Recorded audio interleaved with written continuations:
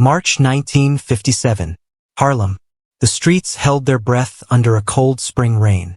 Steam rose from manhole covers along Lenox Avenue, coiling upward like ghosts escaping the underworld. In the smoky backrooms of the Red Rooster, in the cramped apartments stacked 12 stories high, in the policy banks hidden behind butcher shops, everyone knew something was coming. They could feel it the way animals sense earthquakes. Captain Edward Morrison had made his intentions known. For 18 months, he'd been obsessed with one man, one target, one impossible ghost who ran Harlem's underworld with the kind of precision that made prosecutors weep and rival gangsters disappear. Ellsworth Raymond Bumpy Johnson.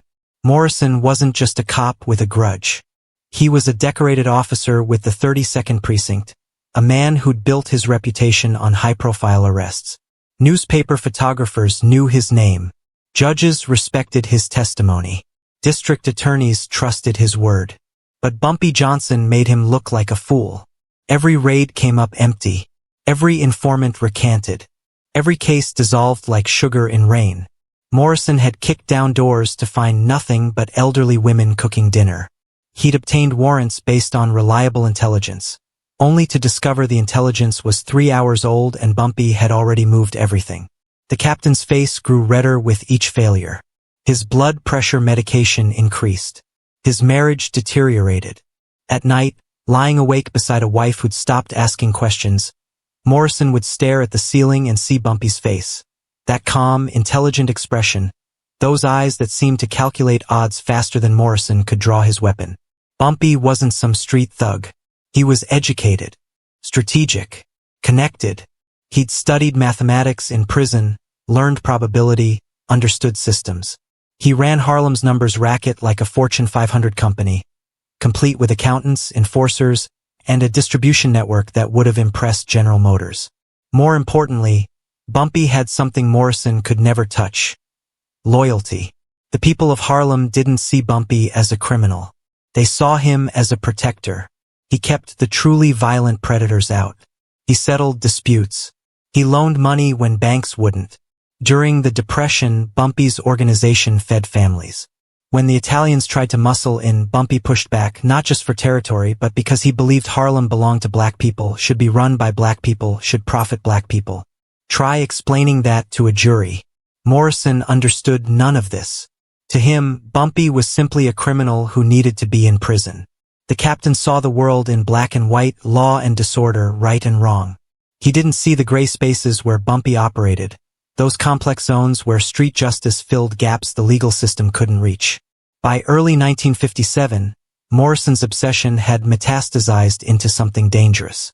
He began talking to himself at his desk. His subordinates noticed the way he'd stop mid-sentence, staring at Bumpy's file folder, jaw clenching and unclenching. Officers in the precinct started taking the long way around to avoid walking past Morrison's office. "He's losing it," Detective Frank Carlucci whispered to his partner one February afternoon. "Bumpy's living in his head rent-free. Guy like Morrison," his partner replied. "He can't accept that some people are just smarter than him." But Morrison had stopped trying to be smarter. He'd decided to cheat. The idea came to him during a particularly humiliating moment. Morrison had just watched Bumpy walk out of the courthouse, acquitted again on a weapons charge, and climb into a pristine Cadillac. The crime lord actually tipped his hat to Morrison on the courthouse steps. That gesture, that casual, mocking politeness, something broke inside the captain that day. That night, Morrison sat alone in his office long after his shift ended. The precinct had gone quiet. Only the night desk sergeant remained downstairs, reading a racing form and drinking coffee that had turned to sludge hours ago. Morrison pulled out a bottle of bourbon from his desk drawer. He poured 3 fingers into a coffee mug and drank it like medicine. Then he opened his evidence locker keys. The 32nd Precinct had recently concluded a major heroin bust in the Bronx. 15 kilograms of pure product, seized from a warehouse operation connected to the Genovese family. The drugs sat in the evidence room, logged and sealed, waiting for trial. Morrison had access. As precinct captain, he had keys to everything. He sat there for 2 hours, drinking bourbon and staring at those keys. Somewhere in his mind, He knew he was crossing a line that couldn't be uncrossed. But the bourbon and the obsession and the humiliation had formed a toxic cocktail that drowned whatever conscience remained. If he couldn't catch Bumpy legitimately, he'd manufacture the evidence. 15 kilos would mean decades in prison. Maybe life. Even Bumpy's expensive lawyers couldn't explain away that much heroin found in his apartment. The case would be airtight.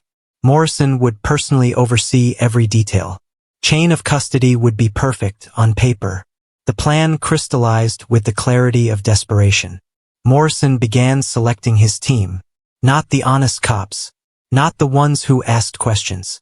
He needed men who were already compromised, officers with gambling debts, drinking problems, expensive mistresses, men who could be controlled through leverage rather than loyalty. Over the next 2 weeks, Morrison quietly assembled his crew. For officers, each with their own vulnerabilities, each desperate enough to look the other way. One night's work, Morrison told them in a parking lot behind a closed diner. One raid, nobody gets hurt. The target's a criminal anyway, we're just helping justice along. The officers shifted uncomfortably. They knew what Morrison was proposing, but they also knew refusing the captain would mean the end of their careers or worse. When? Detective Carlucci finally asked. Morrison smiled for the first time in months. Soon. March 12, 1957. 4:47 a.m. The raid came in that dead hour before dawn when the city holds its breath between night and morning. 5 vehicles, 3 patrol cars, 1 unmarked sedan, 1 police van, rolled silently down 141st Street with their lights off. Bumpy Johnson lived in a modest apartment building, deliberately unremarkable. No doorman, no obvious security.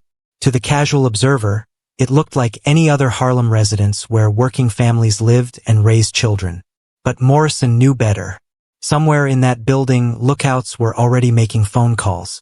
Bumpy's network functioned like an immune system the moment a threat appeared, antibodies mobilized. The captain counted on moving too fast for the system to respond. Go! Morrison barked into his radio. Officers poured from vehicles. They had a no-knock warrant. Morrison had convinced a sympathetic judge that Bumpy would destroy evidence if given warning. The warrant was legitimate.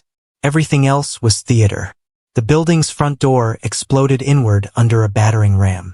Residents jerked awake to shouting and footsteps thundering through hallways. Children cried.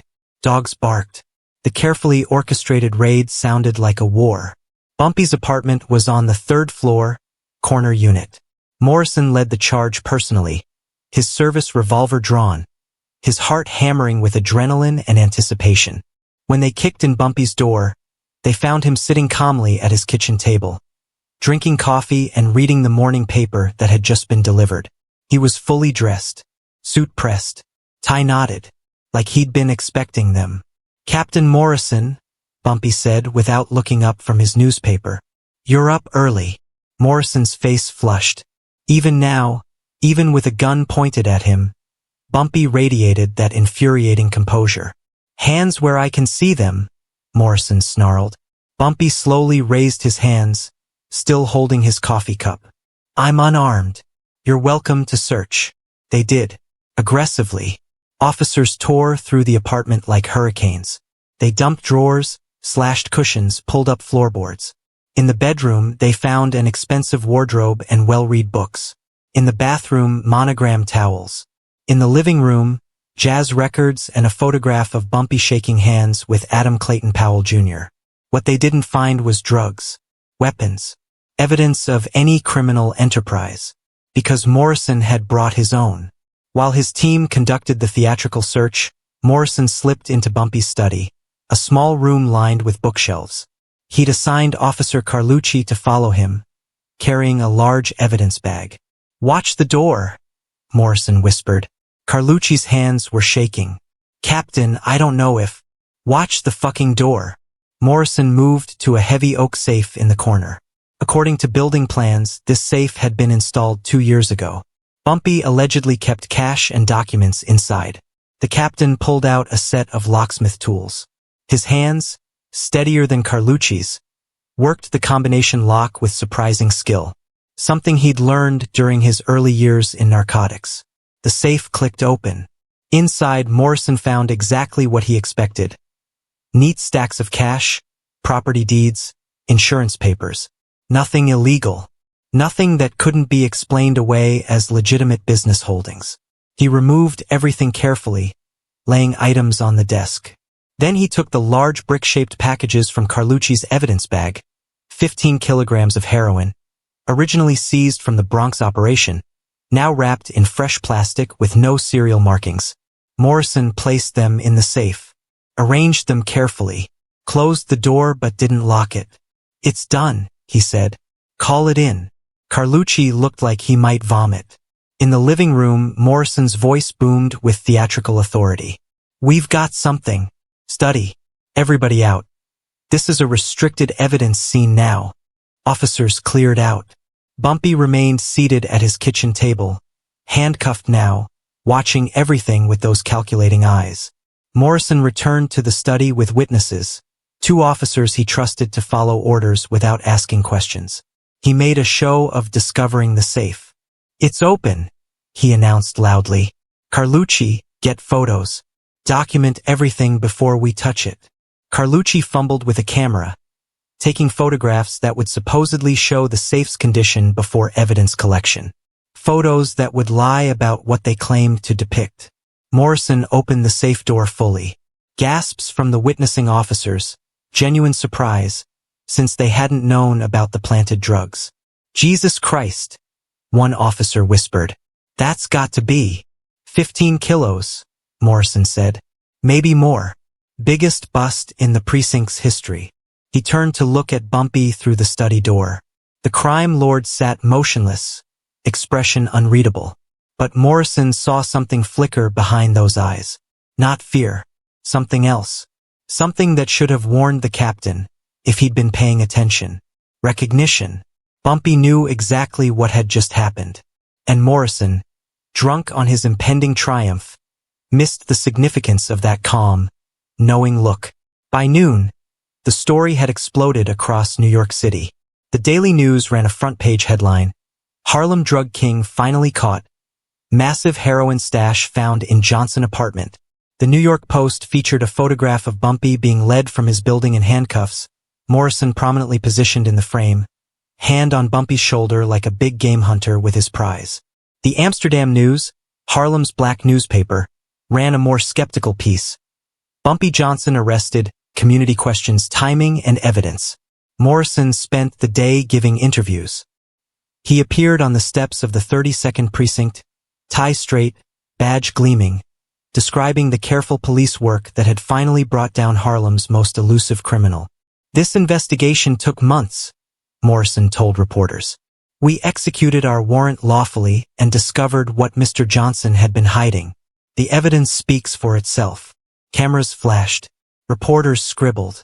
The district attorney released a statement praising the captain's dedication and professionalism. Inside the precinct's holding cell, Bumpy Johnson sat alone on a concrete bench. He'd refused to speak without his lawyer, hadn't made phone calls, hadn't complained about conditions. He simply waited, patient as stone, because Bumpy Johnson had been preparing for Morrison's desperation for months. He'd known the captain would eventually cheat. Men like Morrison, when faced with repeated failure, always chose corruption over acceptance. Bumpy had seen it dozens of times. Cops who started idealistic and ended up planting evidence, stealing drugs, lying under oath. Morrison had just made the biggest mistake of his life. And Bumpy's lawyer was already making phone calls that would unravel everything. James Fitzgerald was the kind of lawyer who made prosecutors wake up screaming. Harvard Law 38, former prosecutor himself, black man who'd fought through every institutional barrier the legal system could construct. He'd defended Bumpy for 7 years and hadn't lost a case yet. When the call came about the heroin bust, Fitzgerald was having breakfast with his wife. He listened to the details, asked 3 questions, and hung up with a smile that made his wife nervous. "What?" she asked. "Morrison finally got desperate," Fitzgerald said. "This'll be fun." Within 2 hours, Fitzgerald was at the precinct examining evidence logs. The desk sergeant tried to stonewall him, but Fitzgerald knew exactly which statutes required immediate attorney access to evidence documentation. He spread the papers across a conference table and began reading with the methodical precision of a surgeon looking for tumors. It took him 17 minutes to find the first irregularity. The evidence bags containing the heroin had serial numbers, standard procedure for tracking chain of custody. But these serial numbers corresponded to bags issued to the Bronx 47th Precinct, not the 32nd. Fitzgerald's pen moved across his legal pad. Note 1. The seals on the bags showed production dates from 6 months ago, but the evidence log claimed they'd been sealed that morning at the raid site. Note 2. The safe Morrison claimed to have found open. Why were there no scratches on the lock? No damage to the door? If it had been standing open, where was the dust redistribution pattern you'd expect from a safe that hadn't been accessed in days? Note 3. Fitzgerald requested photographs taken at the scene. The sergeant made him wait 45 minutes, long enough for someone to call Morrison and warn him the lawyer was digging. When the photos finally arrived, Fitzgerald spread them across the table and studied them with a jeweler's attention to detail.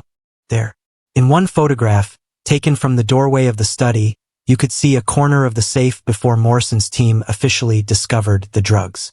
The safe door was closed, but in Morrison's official report, he stated the safe had been standing open when they entered the room. Fitzgerald smiled, closed his briefcase, made a phone call to the district attorney's office.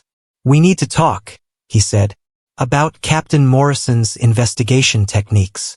The preliminary hearing happened fast. Fitzgerald demanded it, and the DA's office, already nervous about the irregularities Fitzgerald had identified, agreed to an expedited schedule. March 15th, 3 days after the raid, Morrison sat in the front row of the courtroom, confident and pressed. He'd testified hundreds of times. He knew how to handle defense attorneys, even ones as skilled as Fitzgerald. But Fitzgerald wasn't attacking Morrison. Not yet. He started with Officer Carlucci. "Officer Carlucci, you were present when Captain Morrison discovered the safe, correct?" "Yes, sir." "Describe what you saw." Carlucci licked his lips. He'd barely slept in 3 days. "The captain called us into the study. The safe was... it was there. Open." "Open? You're certain?" "Yes, open." Fitzgerald walked to the evidence table and picked up a photograph. "Your Honor, this is Prosecution's Exhibit 7. A photograph taken from the study doorway before the drugs were officially discovered. Does that safe appear open to you?" The judge leaned forward, studied the photograph. "It appears closed, Counselor." "Indeed." Fitzgerald turned back to Carlucci. "Officer, do you have any gambling debts?" The prosecutor shot up. "Objection. Relevance." "Your Honor, I'm establishing potential motivations for testimony inconsistencies." The judge considered. "I'll allow it. Answer the question, officer." Carlucci's face had gone pale. Yes, some debts." "How much?" "About $12,000. A murmur rippled through the courtroom. $12,000 was 2 years' salary for a patrolman. Did Captain Morrison know about these debts? Carlucci's silence spoke volumes. Fitzgerald let it hang. Then he moved to the next officer. Officer Patrick Brennan cracked faster. Maybe because he was younger. Maybe because his conscience hadn't fully calcified yet. Or maybe because Fitzgerald's cross-examination felt like a surgical blade peeling away layers of lies. "Officer Brennan, you transported evidence bags to the scene that morning, correct?" "I transported bags, yes. Standard procedure." "How many bags?" "I don't recall exactly." Fitzgerald pulled out the evidence log. "According to this log, you signed out 15 large evidence bags before the raid. That's unusual, isn't it? Typically, you'd bring 1 or 2 and call for more if needed." "I guess." "You guess?" "Officer Brennan, how many raids have you participated in?" "Maybe 20. Ever brought 15 evidence bags before?" Brennan's jaw worked silently. "Officer Brennan." Fitzgerald's voice dropped, becoming almost gentle. "Did Captain Morrison give you drugs before the raid?" The courtroom went silent. Brennan looked at Morrison. The captain's face had turned to stone. No expression. No movement. But his eyes were screaming. "Officer Brennan," the judge prompted. "Answer the question." Brennan's voice cracked. "I want immunity." The prosecutor stood. "Your Honor, we need a recess." But it was too late. The damage was done. Every reporter in the courtroom was already writing furiously. Morrison's frame job had just been exposed in open court. The district attorney's office moved fast. By that afternoon, they'd cut deals with 2 officers in exchange for testimony against Morrison. Internal Affairs opened an investigation. The evidence against Bumpy was tainted beyond repair. March 18th, 6 days after the raid, all charges against Bumpy Johnson were dropped. He walked out of the courthouse in the same press suit he'd been wearing when arrested. Cameras flashed. Reporters shouted questions. Bumpy said nothing, just climbed into his Cadillac and disappeared into Harlem. But he didn't forget. Captain Edward Morrison was suspended immediately. The investigation moved with unusual speed. Nobody wanted to be associated with a corrupt cop who'd stolen evidence to frame suspects. Morrison's wife left him, filed for divorce, and moved to Philadelphia with their 2 daughters. His lawyer advised him to prepare for criminal charges: evidence tampering, perjury, theft of police property, conspiracy. Morrison faced decades in prison. The disgraced captain spent his suspension in his apartment, drinking bourbon and staring at walls. His phone stopped ringing. Former colleagues avoided him. The district attorney's office was building a case that would destroy him completely. On March 24th, Morrison received a subpoena to testify before a grand jury. He read it while sitting in his kitchen, the same bottle of bourbon he'd used to plan the frame job now nearly empty. That night, Morrison left his apartment around 10 p.m.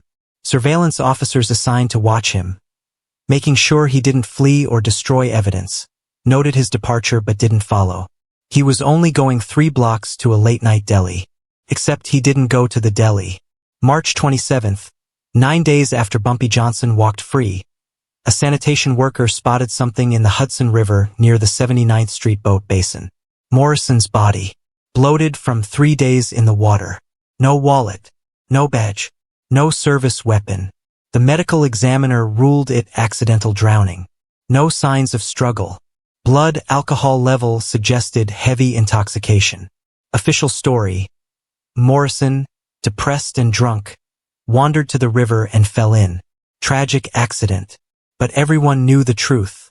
The NYPD's investigation into Morrison's death lasted exactly 3 weeks and concluded with all the enthusiasm of men who'd been ordered to pretend they cared. Detective Samuel Cohen from Internal Affairs led the inquiry. He was a 20-year veteran with a reputation for thoroughness. But even Cohen understood when he was being given an impossible mandate.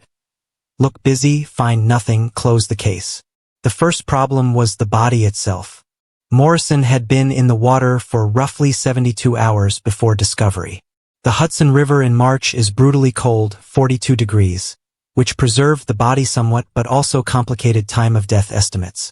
The medical examiner, Dr. Rachel Stern, noted multiple abrasions and contusions, but the report categorized them as consistent with body impact against rocks and debris during postmortem drift.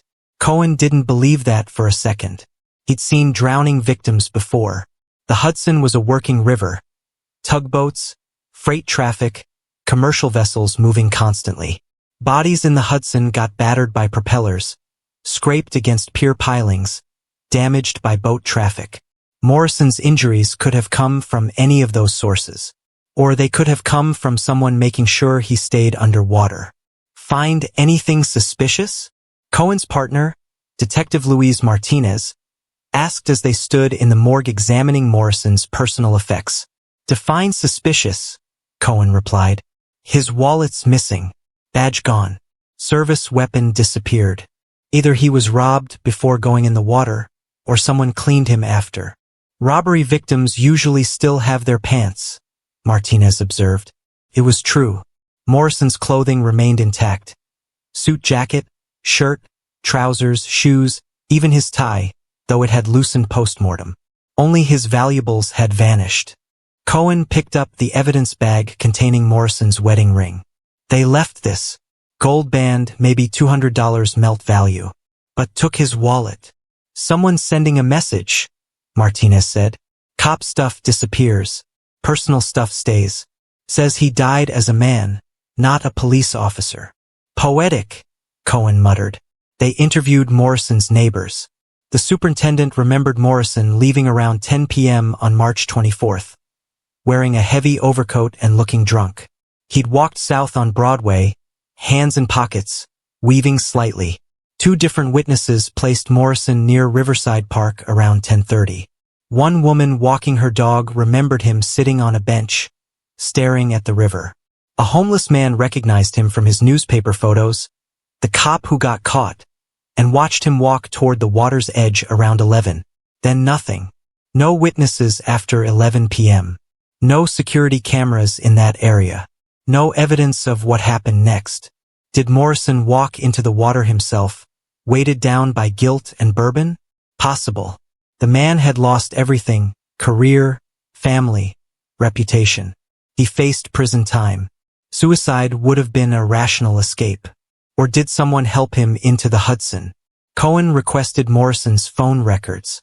The phone company took 6 days to deliver them, which was 4 days longer than usual. When the records finally arrived, they'd been heavily redacted. Several numbers had been blacked out entirely, with a notation, "Ongoing investigation. Information restricted." Restricted by who? Cohen demanded when he called the DA's office. "Above your clearance level," the assistant district attorney replied. Captain Morrison was involved in multiple sensitive investigations. Some of his contacts were confidential informants. He's dead. His informants aren't relevant anymore. Nevertheless, Cohen hung up and looked at Martinez. "We're being handled." "Yeah," she agreed. "Question is, by who?" The 32nd Precinct had gone silent after Morrison's death. Officers who'd previously talked freely about the captain's corruption now developed selective amnesia. Men who'd testified against him in internal investigations suddenly couldn't remember details. Fear moved through the building like a contagion. Cohen showed up unannounced on a Tuesday morning, hoping to catch officers before they'd coordinated their stories. He found Detective Carlucci at his desk, looking like he hadn't slept properly in weeks. "Got a minute?" Cohen asked. Carlucci glanced around nervously. "Not here. There's a coffee shop on Amsterdam." They met there 30 minutes later. Carlucci sat with his back to the wall, watching the door like a man expecting trouble. "Morrison planted those drugs," Cohen said without preamble. "You helped him. You testified to that. Now he's dead. I need to know what happened."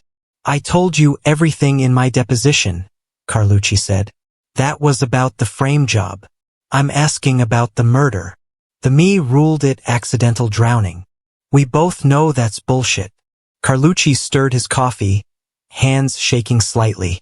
"You ever read Greek mythology, Detective Cohen?" "What?" "There's this story about a guy named Prometheus. He steals fire from the gods, gives it to humans. The gods punish him by chaining him to a rock where an eagle eats his liver every day. Liver grows back overnight. Punishment lasts forever." Cohen waited. "Morrison stole something that didn't belong to him," Carlucci continued, still not meeting Cohen's eyes. "He tried to use the power of his badge to frame someone who has his own code, his own system of justice. And that system has rules. You can arrest Bumpy Johnson. You can investigate him. You can even testify against him in court. But you don't frame him. You don't plant evidence. You don't manufacture charges.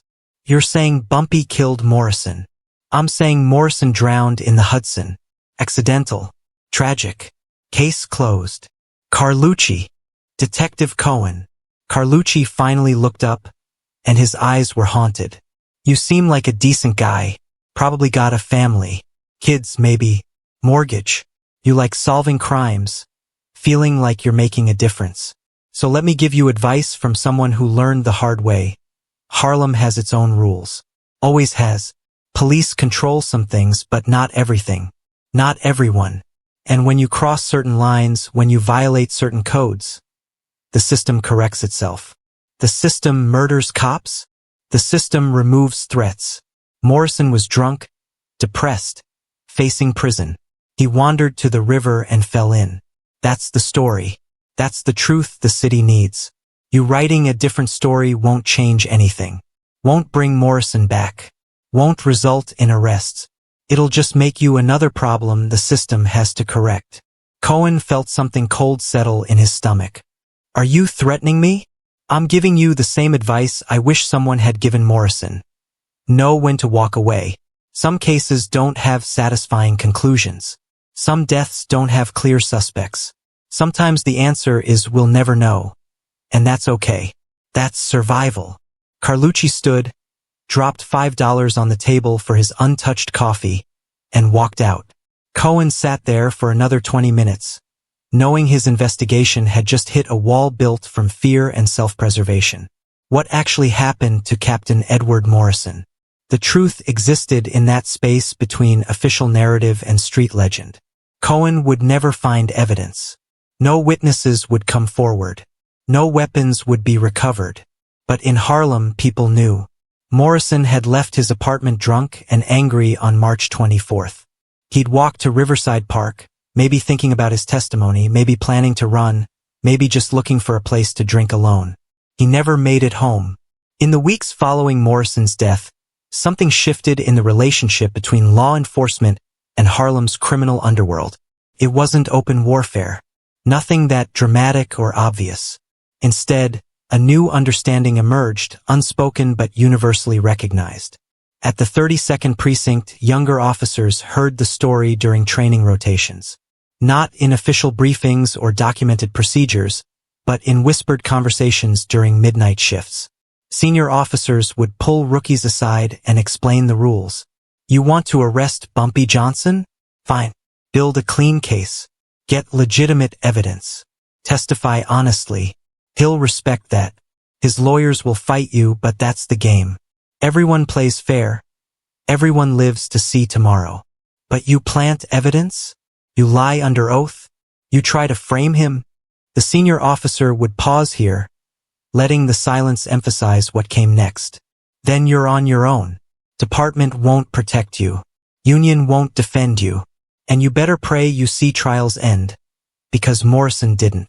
This wasn't corruption exactly. Cops weren't working for Bumpy. They weren't taking bribes or feeding him information. The relationship was more complex. A mutual recognition that both sides operated within systems, and both systems had rules. Violate those rules and consequences followed. Detective Frank Carlucci transferred to Queens 6 weeks after Morrison's death. He requested the move, citing stress and family concerns. His captain approved it within 24 hours. Everyone understood. Carlucci had cooperated with investigators, testified against Morrison, and now needed distance from Harlem before he became another object lesson. The other officers involved in the frame job scattered similarly. One retired early with a medical pension. Another took a position in Albany, far from New York City. The third transferred to a desk job in the property clerk's office, where he'd never work the streets again. They'd all gotten the message. They'd all survived. Morrison hadn't. Bumpy Johnson never publicly commented on Morrison's death. He didn't need to. His silence was its own communication. In the Red Rooster on Lenox Avenue, men who knew Bumpy gathered for their usual drinks and conversation. A week after Morrison's body was found, someone raised the obvious question. You think Bumpy had anything to do with it? The question hung in cigarette smoke and jazz notes from the jukebox. An older man, someone who'd known Bumpy since the policy racket days in the 30s, shook his head slowly. Doesn't matter what we think. Matters what the lesson is. Which is, you come after Bumpy with legitimate heat, he'll fight you in court. Best lawyers money can buy. But it's a fair fight. Legal system versus legal system. May the best argument win. He sipped his bourbon, choosing his next words carefully. But you manufacture evidence? You abuse your badge to destroy a man's life? Then you've stepped outside the system. And outside the system, different rules apply. Street rules. Harlem rules. And those rules say, you frame someone, you better be prepared for the consequences. Someone at the bar muttered, Morrison wasn't prepared. No, the older man agreed. He wasn't. The conversation moved to other topics: baseball season, a new club opening on 125th Street, who was dating whom. But the lesson had been communicated. In barbershops and social clubs, in pool halls and after-hours joints, the story of Morrison spread with the efficiency of an oral tradition passed down through generations. Frame a man in Harlem and Harlem would respond. Detective Samuel Cohen filed his report on April 15, 1957. 3 single-spaced pages that said everything required and nothing important. Investigation into death of Captain Edward Morrison, badge number 1847, concludes accidental drowning most likely scenario. Subject suffered from documented depression following suspension and pending criminal charges.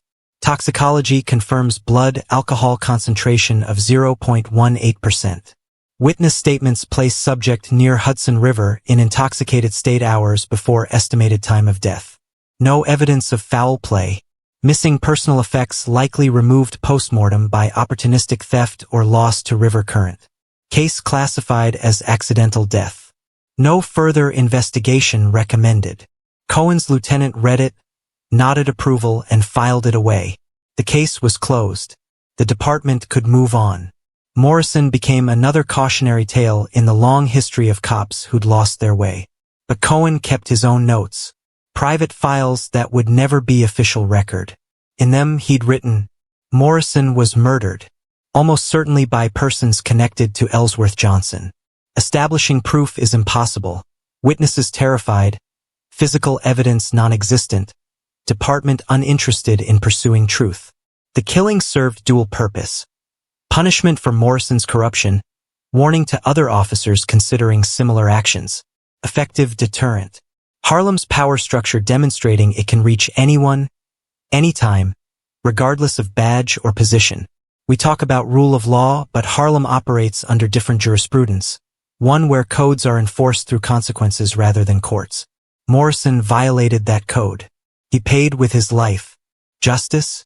Depends on your perspective. Legal? No. Understandable? Unfortunately, yes. Cohen locked those notes in his desk drawer. Some truths were too dangerous to speak aloud. The Morrison case faded from headlines quickly. By summer 1957, New York had moved on to other scandals and tragedies. The Daily News ran a small follow-up piece 3 months later. Morrison case closed, accidental drowning, buried on page 17 between advertisements. But in police academies and precinct houses, Morrison's name lingered as a cautionary tale. Not about corruption exactly, about consequences, about understanding that power has limits, and exceeding those limits invites retaliation from forces that don't respect badges. Bumpy Johnson continued operating in Harlem for another decade. He was arrested multiple times, convicted twice, served prison terms. But nobody ever tried to frame him again. Every case against him followed procedure meticulously. Evidence was gathered legally. Chain of custody was airtight. Testimony was honest. Because every cop who worked Harlem remembered Captain Morrison. Remembered he'd tried to cheat the system. Remembered he'd manufactured evidence against a man who played by rules the captain didn't understand. Remembered he'd drowned in the Hudson 9 days after Bumpy walked free. And remembered nobody was ever charged with his murder. The message was clear. Arrest Bumpy fairly, or don't arrest him at all. Frame him and you won't live to see the verdict. Some lessons are written in law books. Others are written in blood and river water. March 1957 taught New York City something uncomfortable about justice. The legal system, courts, police, prosecutors, operated with certain assumptions about power and authority. Badges meant something. Evidence protocols mattered. The state held the monopoly on legitimate force. But in Harlem, those assumptions were negotiable. Captain Edward Morrison learned that truth too late.